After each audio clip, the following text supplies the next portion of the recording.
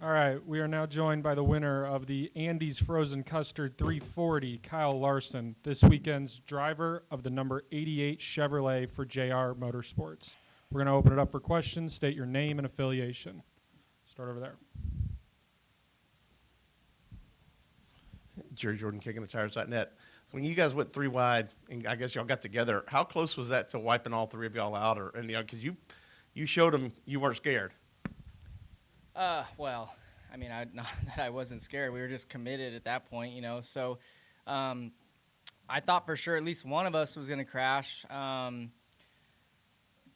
thought Connor was probably going to be the one that ended up get the worst of it, which he probably did. But yeah, I'm surprised we all kind of made it through there without crashing.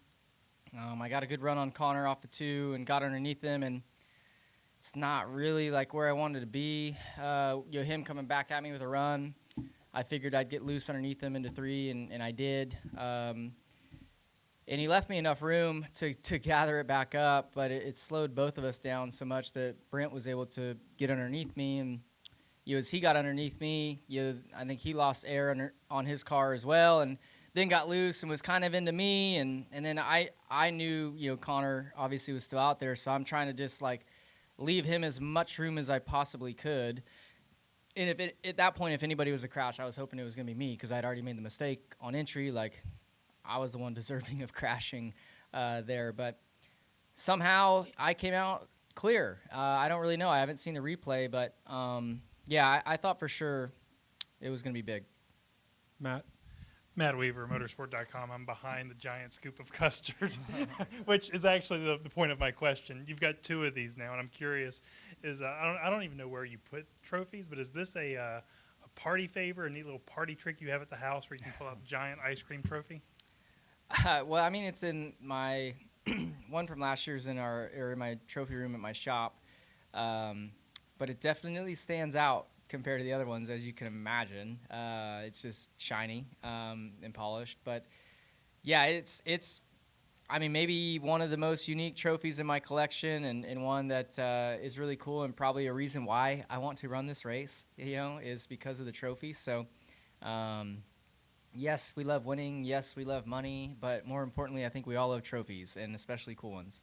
And then lastly, the theatrics with you and Justin on the restarts. What was kind of the thought process there about how you want to restart and what you expect of him, and just how important restarts are, thus the intensity on them? Are you talking about just when I was? You guys were. Yeah.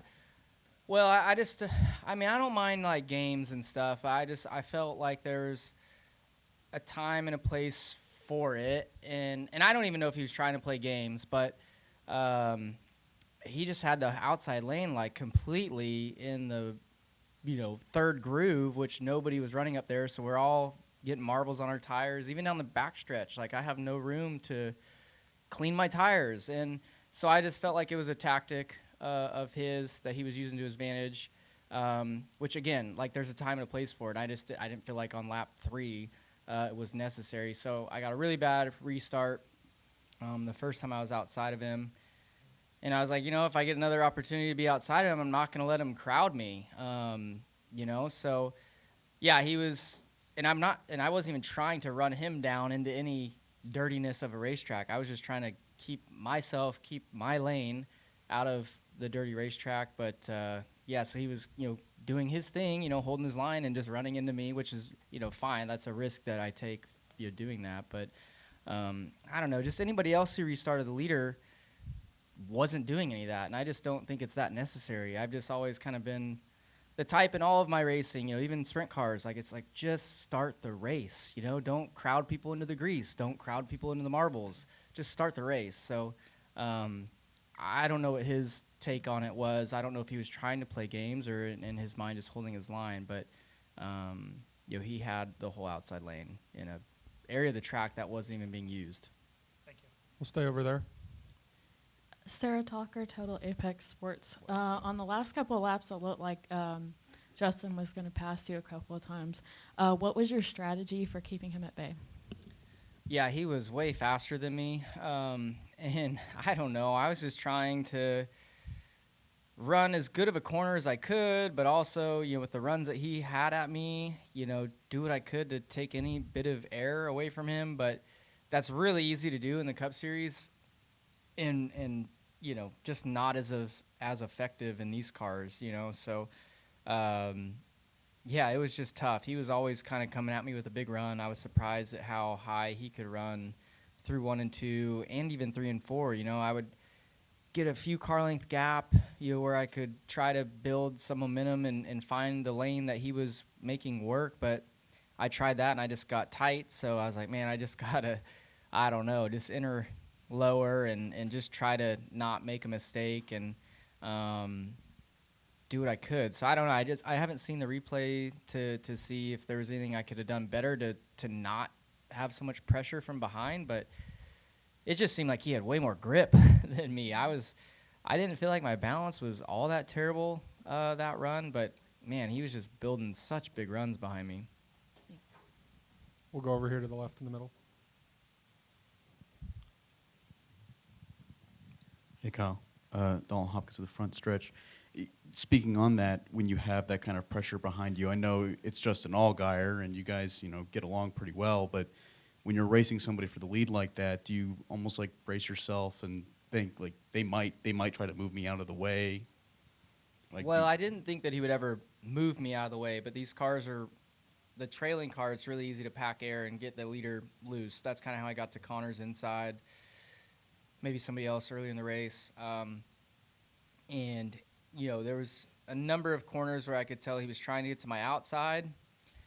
And then I think when those attempts, when I was able to hold him off through those attempts, I'm like, okay, his next move is just going to be pack air on me. So I was kind of bracing for that and, just trying to give myself room lower to allow me to chase it up the racetrack.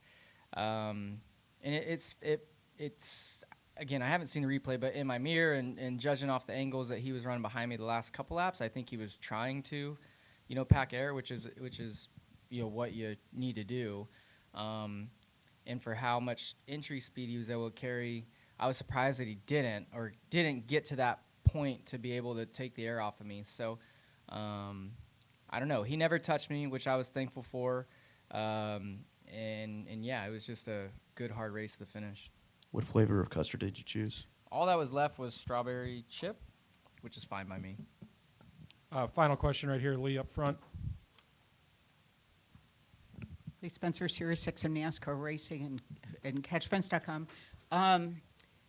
What can you say about Brent Cruz? I mean, from the time that you've been around him, I know, it goes back to Millbridge when he's just a type, but to be 18 years old and to be able to, maintain pace with you seems just unbelievable. Well, I mean, if you don't know about him, it's unbelievable. But if you know about him, it's very believable. So, yeah, he did a super good job again. Definitely races like a veteran. I mean, he's young, but he's got a lot of experience racing, with a lot of different types of racing throughout his upbringing. So it's not surprising, and especially being in a JGR car, they're really strong.